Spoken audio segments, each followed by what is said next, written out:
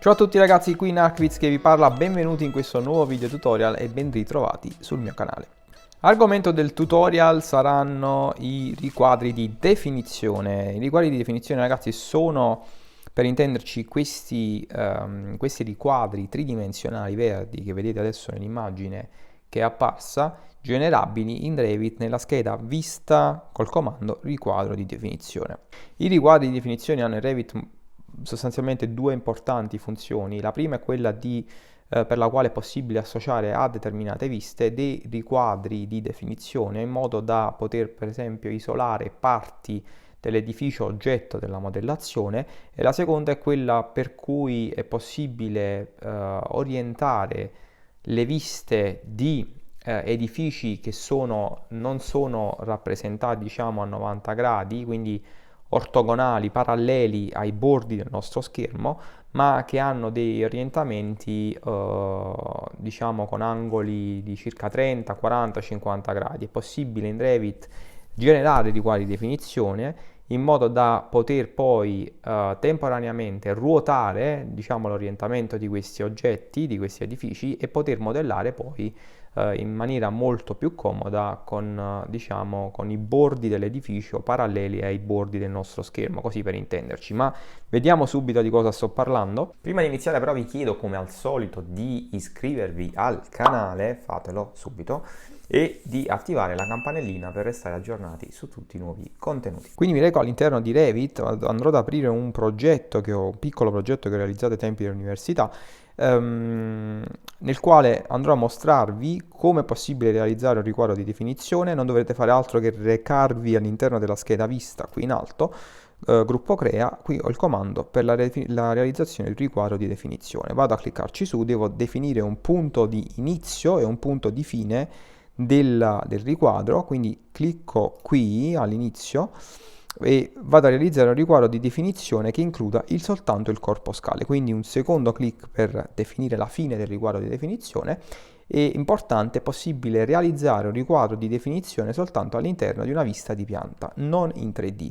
È possibile visualizzare il riquadro di definizione in 3D, ma non è possibile crearlo direttamente in una vista di 3D. Quindi, creato il mio riquadro di definizione all'interno della vista 0 piano terra, vado ad aprire una vista 3D e come potete vedere il riquadro di definizione è stato realizzato correttamente. Il bordo inferiore corrisponde esattamente con vedete, questo è il mio riquadro di definizione, corrisponde con livello 0 piano terra perché il riquadro di definizione è stato creato all'interno di questa vista.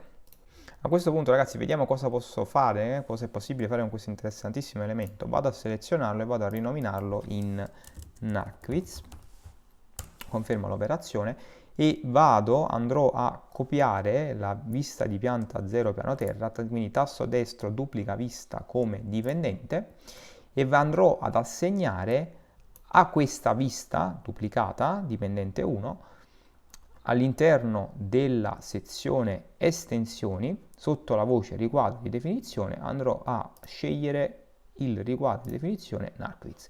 A questo punto vedete il Revit ha semplicemente isolato all'interno della vista duplicata il contenuto della pianta che si trova all'interno del mio riquadro di definizione. Andrò rapidamente a dispormi di nuovo nella vista principale del piano terra e andrò a realizzare velocemente nella scheda architettura gruppo riferimento degli assi. Voglio mostrarvi una cosa. Vado a digitare su questo riquadro qui in basso in modo da visualizzare il numero dell'asse anche in basso. Vado a rinominarlo in 1 e vado a realizzare subito un secondo asse di riferimento, questa volta sarà 2. Vado a disporlo anche in questo caso allineandolo all'asse 1, vado a realizzare anche degli assi orizzontali, un quarto asse lo vado a realizzare qui, perfetto, anche in questo caso voglio il nome dell'asse da entrambe le parti e vado ad allineare l'asse 4 con l'asse 3 in questo modo, perfetto.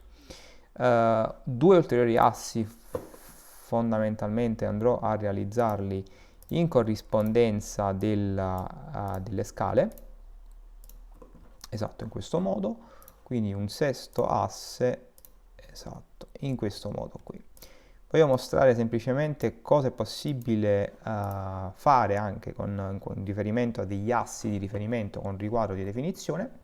Se adesso mi reco nuovamente all'interno della vista duplicata, quella dipendente della vista principale 0 piano terra, noterò, vedete, che anche gli assi, anche il posizionamento dei nomi degli assi viene riadattato rispetto alla dimensione del riquadro di definizione.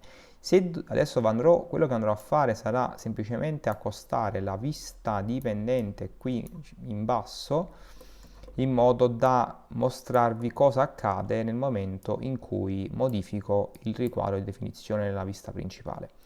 Nel momento in cui dovessi riadattare la dimensione del riquadro di definizione, includendo anche per esempio questo piccolo bagno sul lato sinistro della casa, all'interno della mia vista duplicata, alla quale ho assegnato il riquadro di definizione Narkewitz, verrà incluso anche il bagno che rientra all'interno del riquadro di definizione. Vedete, in questo caso verrà riadattata anche la posizione degli assi, del progetto.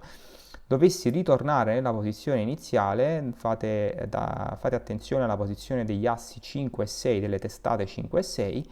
Nel momento in cui dispongo il riquadro di definizione in questo punto, anche la posizione degli assi di riferimento viene adattata e la porzione di pianta resa visibile da Revit semplicemente si riduce a quella inclusa all'interno del riquadro. A questo punto potrete per esempio realizzare una nuova tavola a 0 metrico va benissimo, e potrete per esempio inserire all'interno della tavola soltanto la vista nella quale avete il riquadro di definizione, cioè la porzione di tavola, la porzione di progetto resa visibile dal riquadro di definizione.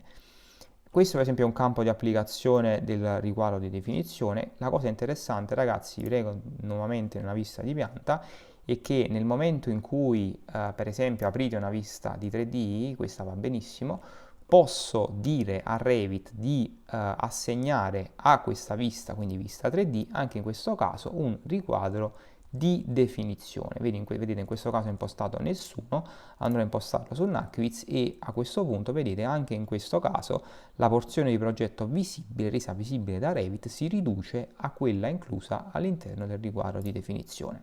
Ragazzi, voglio mostrarvi un'altra cosa. Mi reco all'interno nuovamente della vista piano terra e andrò a realizzare questa volta una serie di quote degli elementi, diciamo, inclusi all'interno del riquadro di definizione. Quindi vado a quotare questi elementi in questo modo qui, a disporre la quotatura in questa posizione. Andrò a quotare anche questa parte interna disponendo la quota però all'esterno del riquadro di definizione, e poi anche una quota in questo punto qui. Esatto, magari per prendere nota della lunghezza di questo muro. Mi reco nella vista duplicata, quindi dipendente 1, e potrete notare che alcune delle quote che ho realizzato poco fa non sono visibili all'interno di questa vista. Questo accade perché ogni volta che realizzo un riquadro di definizione, nella vista, diciamo, alla quale ho associato il riquadro di definizione, in questo caso la vista dipendente 1, vedete qui riquadro di definizione Narkewitz, viene realizzato in automatico un ritaglio di vista. Questo ritaglio di vista possiede due rettangoli, potremmo definirli. Il primo è questo qui nero con una linea continua, che è il ritaglio di vista in sé, e poi abbiamo il ritaglio di vista degli elementi di annotazione, che è questo rettangolo, vedete, tratteggiato, che compare nel momento in cui io vado col cursore del mouse sul ritaglio di vista. Se clicco quindi ritaglio di vista, posso diciamo, modificare la dimensione del secondo riquadro, il ritaglio di vista degli elementi di annotazione, in modo da includere o escludere elementi appunto di annotazione, come in questo caso le quote che ho realizzato nella vista. Quindi mi basta semplicemente spostare il bordo laterale in questo modo per permettere a Revit di visualizzare nuovamente le quote che ho realizzato nella prima vista di pianta. Andrò a farlo anche in questo punto qui, perché se non erro, esatto, qui era presente un'altra quotatura. A questo punto, ragazzi, andrò a riportare i bordi del riquadro tratteggiato nuovamente nei pressi del mio ritaglio di vista in modo da escludere queste due quote qui laterali. Nel momento in cui vogliate per esempio rivisualizzarle senza modificare i bordi di questo rettangolo tratteggiato qui, potete semplicemente selezionare o senza selezionare il ritaglio di vista, semplicemente recandovi nel gruppo estensioni potete deselezionare taglio di annotazione e a questo punto quel riquadro tratteggiato che vedevate prima quando selezionavate il ritaglio di vista viene disattivato e quindi rende visibile tutte le quote che sono all'interno della vista di pianta. Perfetto ragazzi, l'altro campo di applicazione per il riquadro di definizione, mi reco nuovamente nella vista di pianta 0 piano terra. Vedete qui ho all'interno di questo progetto una semplicissima struttura esterna. Vado a disattivare anche nella vista di 3D il riquadro di definizione in modo da visualizzare tutto il progetto. Ecco qui, vedete ho al di fuori e all'esterno di questa casa ho una piccola struttura che potrebbe rappresentare per esempio un garage esterno. Vi reco una vista di pianta e diciamo che voglio apportare delle modifiche a questa zona del mio progetto. Però come vedete l'orientamento dei muri non rispetta quello degli altri muri della casa, è orientato rispetto a un angolo X, diciamo così. Posso in ogni momento recarmi nella scheda vista, realizzare un nuovo riquadro di definizione, vado a realizzarne uno in questo modo. Posso poi recarmi sul comando ruota, vado a dire a Revit di posizionare il centro di rotazione in questo punto qui per esempio e andrò a orientare il riquadro di definizione in questo modo. Vado a riadattarlo in base alla porzione di progetto che voglio rendere visibile.